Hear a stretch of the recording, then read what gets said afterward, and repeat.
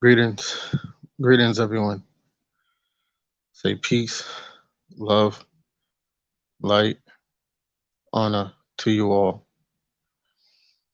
Uh, may all be well with everyone, your loved ones,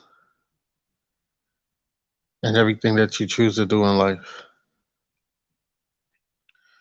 Let's give good energy and vibes and protection to Brother Arawak, for he is in the storm of Ian right now, or Ian right now.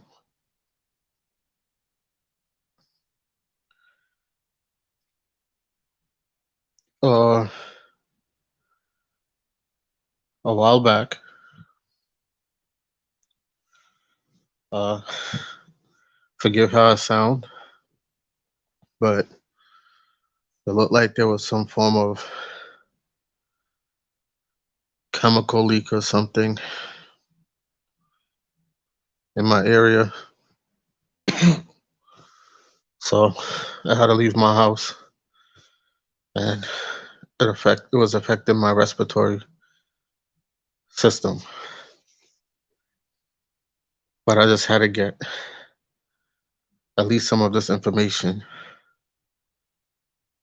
out to you guys.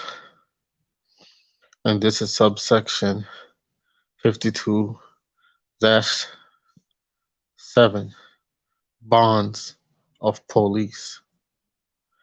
This is Laws Law LAW dot LIS dot Virginia dot gov. And this is the Code of Virginia, Title 52-7, State Police, Chapter 1, Department of State Police. Bonds of police officers, liability insurance policy.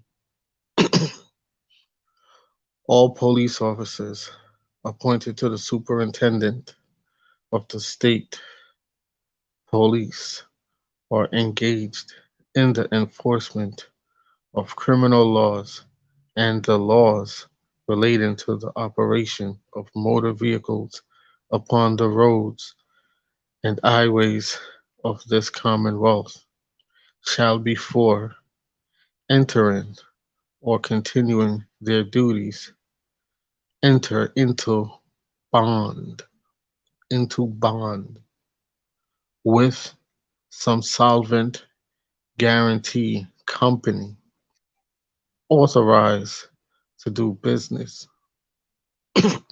in this Commonwealth as surety in the penalty of 75,000 and with condition for the faithful and lawful performance of their duties. Such bonds shall be filed in the office of the Department of State Police, and the premiums thereon shall be paid out of the funds appropriated for the maintenance and operation of the Department of State Police. All persons injured or damaged in any manner by the unlawful, negligent, or improper conduct of any such officer while on duty may maintain an action upon such bond. Meaning that every time a policy officer does a civilian harm, now they said laws by motor vehicle by motor Department of Motor Vehicle and stuff, but Department of Motor Vehicle is not a legislature, has nothing to do with laws. Constitution is what all officers took an oath to. Now, when we say officers, that goes for governors, mayors, congressmen, senators, your county clerk, court of clerk, all of that, all officers.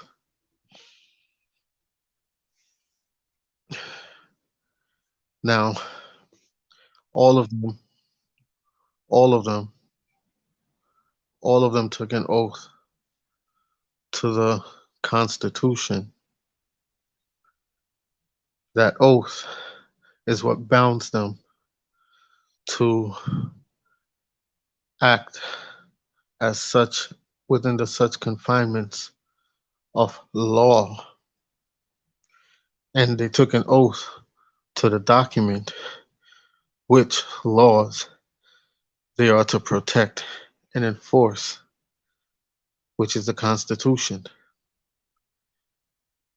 So, by the orders of the Constitution, the foundation of the Constitution, if a policy officer, or what you could pronounce as police officer,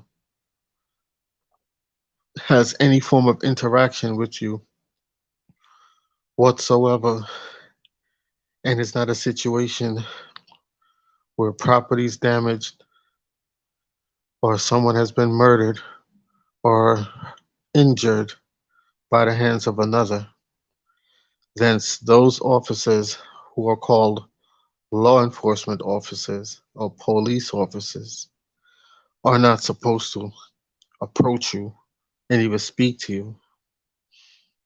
Only in states of emergencies and when there are clear situations of acts of violence, or if you call them. Anything else outside of that goes against the oath that they took and causes injury to you, whether it's mental, physical, emotional. And that bond, each officer has a bond, some up to $2 million, some up to $4 million. And every officer is bonded. So if you have 30 or 40 police officers, matter of fact, 100 police officers on a police force, and you multiply the 100 by 2 million or 4 million each, you'll see that this is how the department also gets their insurance or security money, right, to stay funded. But you can claim that bond anytime any officer, a prosecutor, a judge, public servant, anyone create or cause injury to you, you could claim it. This is how you cut down police brutality, because they, after a while, if more complaints go against the bond and it's also claimed, then their insurance policy continue to skyrocket and goes up. And no company wants to continue to pay high insurance rates. I'm going to try to keep this below 10 minutes. But again, I just read a little part of it for you guys. And this is subsection 52 hyphen 7, bonds of police. And this is law dot lis, LIS dot Virginia.gov.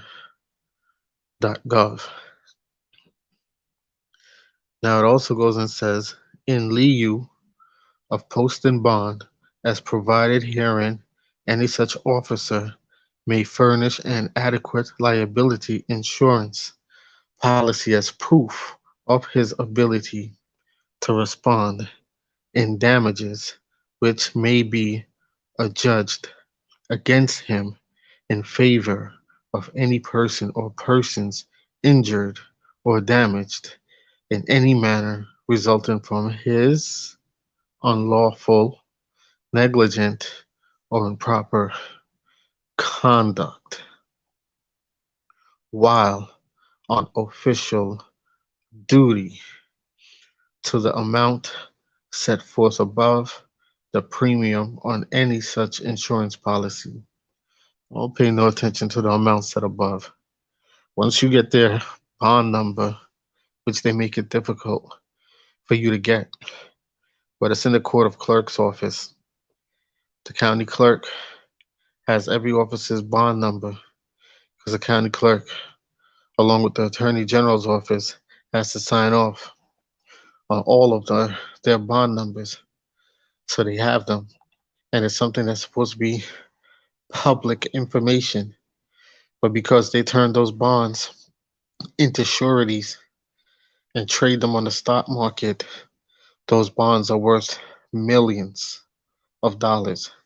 So don't let them put that 75,000 to throw you off. Okay? And this is how Ben Crump and them, when they're suing, and they're suing for civil litigation, civil lawsuits, this is how they're getting the money from the lawsuits. It's coming from the officer's bond, okay? Their insurance policy.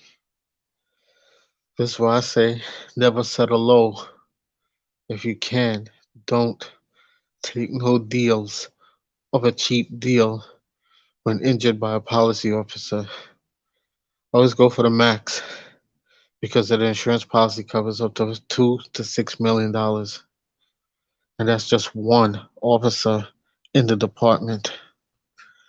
So if you're gonna, if I was to sue, I would sue that officer in his private in personal capacity, and then go after the bond of the department as well, which that bond is a combination all the other officers' bond combined. Again, this is subsection 52-7 bonds of police. Uh, maybe this weekend I'll do a part two on the sureties of public servants from New York. I'll say peace, love, light to you all,